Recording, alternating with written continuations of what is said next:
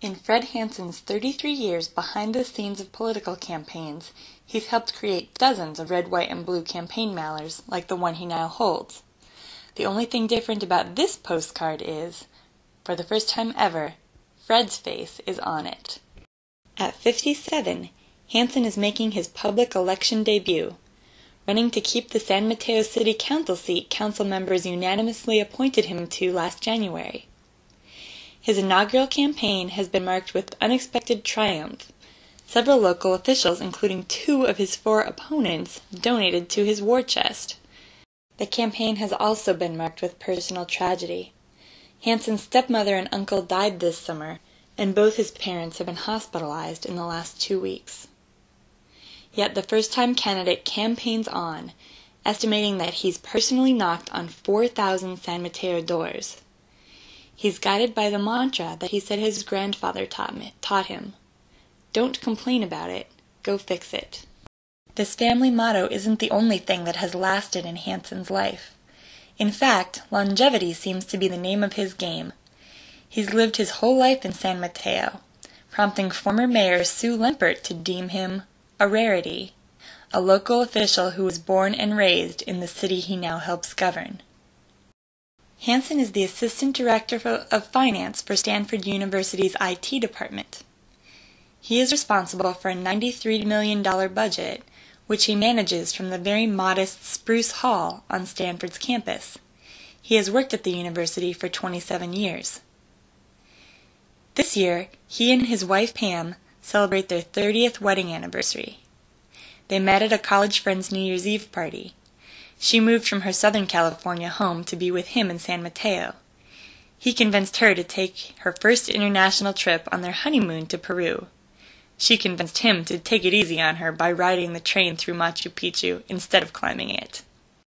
Hanson has also lived in the same house since junior high, buying it from his parents as an adult and raising his own 2 sons, 24-year-old Eric and 18-year-old Kirk there. Because he's been doing many of the same things for so long, it's surprising that this is the first time Hanson's name has ever appeared on a ballot. Hanson said he decided to run for city council when he termed out of the planning commission, but still wanted to be involved in city government. And I really was enjoying just the public process begin, where we sit down and come to an agreement what all the issues are, how do we get to where we need to be, and what, even if you're opposed to it, how do I make it so it's something you could say, I made it better. I love that process. He added that although he's campaigned for dozens of issues or candidates in the past, it's nerve-wracking to do it on his own behalf. I realized after the first couple houses, I can't tell you how good I am.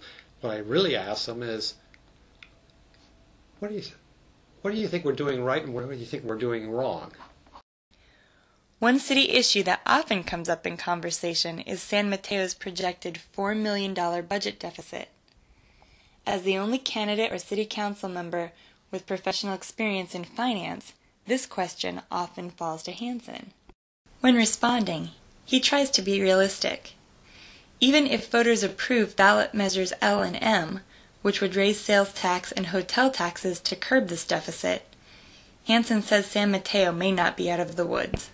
I think we're going to still struggle next year. A lot of people think finance has a lot of right answers. No, there's different consequences. Is this the set of consequences we want to have? It was logic like this that prompted San Mateo City Council members to appoint Hanson in the first place. A field of 14 applicants vied for the vacant council seat, but Hanson emerged in the council's first ballot 4 votes to 1. He carried the second vote unanimously. In terms of campaign fundraising, Hanson ranks 3rd among the 5 candidates. He has raised $7,600, just behind Grody's $7,800 and far behind David Lim's $20,000. Hanson's wife Pam hopes to leave voters with one more lasting image of her husband in his first public election.